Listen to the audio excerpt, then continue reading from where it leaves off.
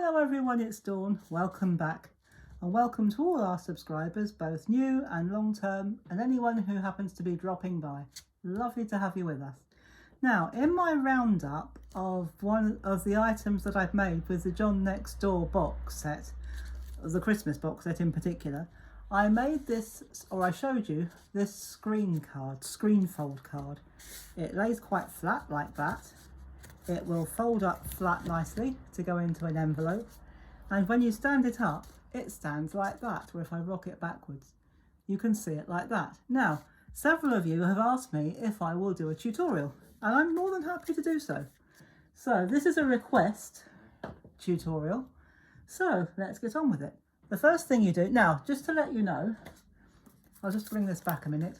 I used the die set, or the dies, the tag dies, when I made this. Now, I appreciate that some of you may not have this particular set, so I'm not going to use any dies. I'm just going to use mats and layers from cardstock, and they will be hand cut, and I will give you the measurements as we go along. And I'll give you a few hints and tips as to how I created some of the papers and embellishments. So let's make a start. So for this one, I have done the base card in mirror card. It's another Christmas card. So we are going to use another piece of mirror, or we're going to use a piece of mirror card, I should say. And your base card needs to be, for this, you can make this any size you like, but I've decided for my base card, I'm going to make it at 10 by 4, and you're going to need to score it. Now, if I turn it over, it's easy to, I'm not sure it is so easy to see the score lines. Perhaps it's easier to see from the front. No, actually, we'll do it that way. You need to score it at 2.5, 5 and 7.5 inches. Now, if you're going to use this on mirror card, I would suggest, as I did, you score it on the back, because if you score that on this side, you might rip it. So if you're using mirror card, do score it on the back, and we'll fold it when we finish putting it together. Now, I have made a couple of mats and layers. Now, the first mat you'll need 4 mats measuring 2.25 by 6, and I have used pattern paper like that, so when we lay it on, it will look like that. Now, I left you into a little secret. I couldn't actually find the paper that I wanted, or the type of paper that I wanted. I wanted this sort of bright Christmassy paper, but I couldn't find what I wanted in my stash, so I'll let you into a little secret as to how I created this. In another part of my Christmas stash, I found this absolutely gorgeous fabric. It's a remnant fabric. I can't give you a link, I'm afraid, because the shop that I bought it from sadly is closed and obviously isn't available anymore. Well, I say it's closed, it's not closed. They've just scaled down their crafting things, as a lot of shops seem to have done, and they don't do fabrics and things like that anymore. But there are plenty of others. You can use wrapping paper, Christmas wrapping paper, or any other wrapping paper. It doesn't have to be a Christmas card, of course. So what I did, I ran this through my printer and copied it on the colour copier. So that's what I did for that. And I have used a second mat somewhere. Oh, there we are. Which is, the other mat you will need is 2 by 5 3/4. And this is just an ordinary piece of red card. No tricks, just red card. And incidentally, this one, because I photocopied it onto copier paper, which was a bit floppy, I've just glued it onto a piece of cartridge paper, heavyweight cartridge paper. And to put these two together, let's just pop that up there for a second. So I'll put that over there. We'll bring it back when we put the thing together, which won't take long. Now, this mat here, the plain one, in this case it's red. On the back, I have got foam tape. And I'm going to take the backing tape off, and I'm just going to, there's a little bit at the end there that's poking out, so I'm just going to fold it in, and we're just going to lay that down there like that.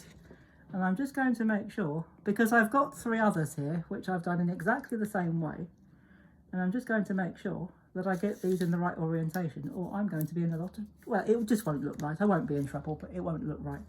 So that one, I need to put my embellishments at the top by the look of things. Now, I wanted a couple of holly leaves, which I've got, but the only holly embellishments I had were some felt ones, which are for making a holly wreath or a holly well, I think a holly wreath or a holly garland. Now this is made of felt and it's quite thick, and I thought it would be a little bit too thick. So what I did, again, I needed 8, 2 for each panel, and I laid them on my printer, but this time I covered them with a piece of white to cut out all the black that you were going to get between them. Made a colour copy of them, and then just cut them out. And so I've got them like this. So there we go. And I'm going to, because these are only paper, I have only copied these onto copier paper, so they're not very thick. So we can get away with using a glue stick for this. And I'm going to use my lovely giant glue stick, which I got from the works. And incidentally, the felt holly packs are from the works as well, and they are available. They have got their Christmas, oops, that needs to be a bit lower than that. They have got their Christmas crafting in, their Christmas crafting bits and pieces in. So I'll add a link to that for you if you're interested in that.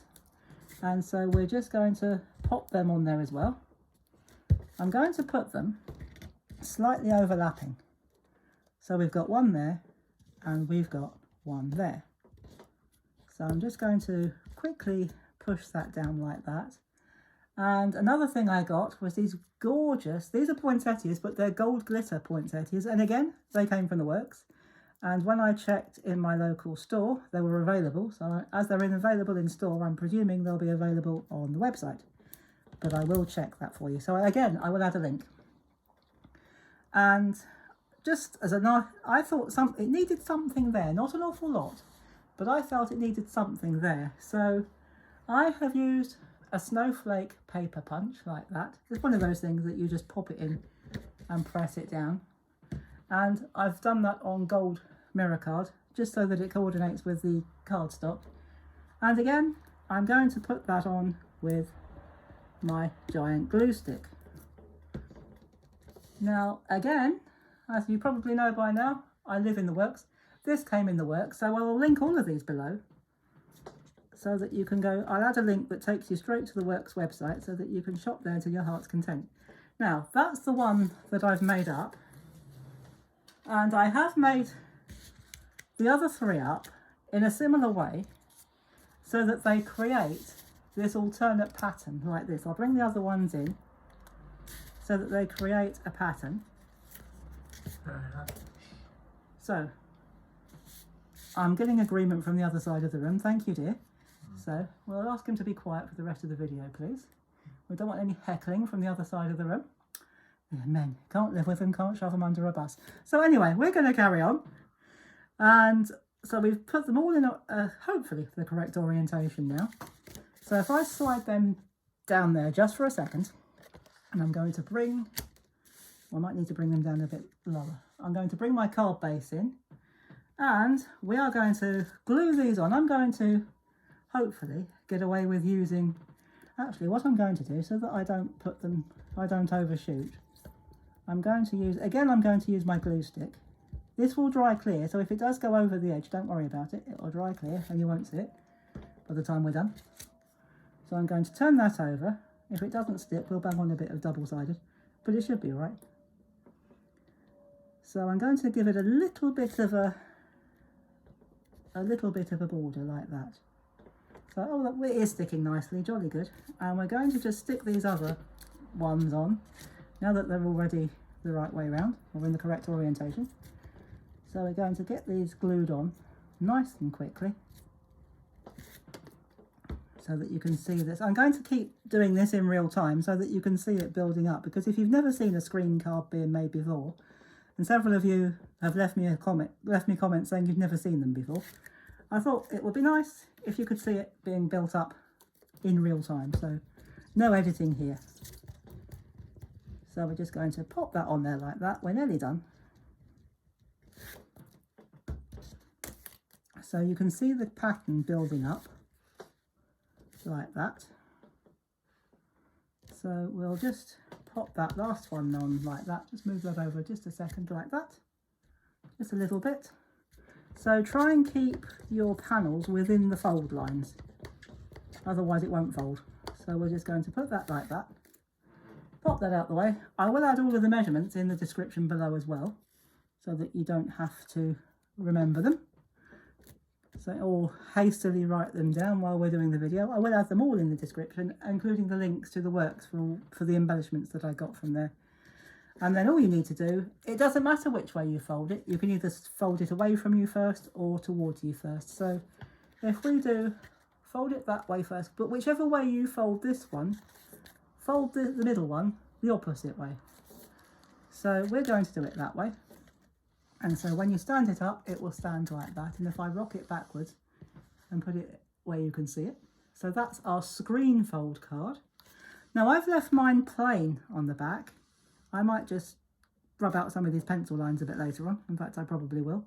If you wanted to, you could put some mats on the back just to cover that join if you're worried about them. I may or may not do that later on. I might even just put some pale colour, but for now I'm going to leave it. So you've got plenty of room to write your message on the back. For now I'm going to leave that. I will rub out these lines. They're only pencil lines, but there we go. There is our screen fold card. So once you've done all your cutting and measuring, the putting together goes really quickly, and it will fold reasonably flat. Depending on how many embellishments you put on it, you might have to put this into a box envelope. But if you keep the embellishments fairly flat, you should be able to get this into an envelope, okay? So there we go. There is our screen fold card with no dies. So I hope you've enjoyed that and found it useful. And I'll be back very soon with another video for you and another tutorial. And in the meantime, thank you so much for watching. If you're enjoying these videos and you haven't yet subscribed, please do hit that subscribe button, click the notification bell, and you'll be informed every time I upload a new video. And I'll see you again soon. And in the meantime, thank you so much for watching, everybody. Have fun, take care, and as always, happy crafting. Bye bye for now.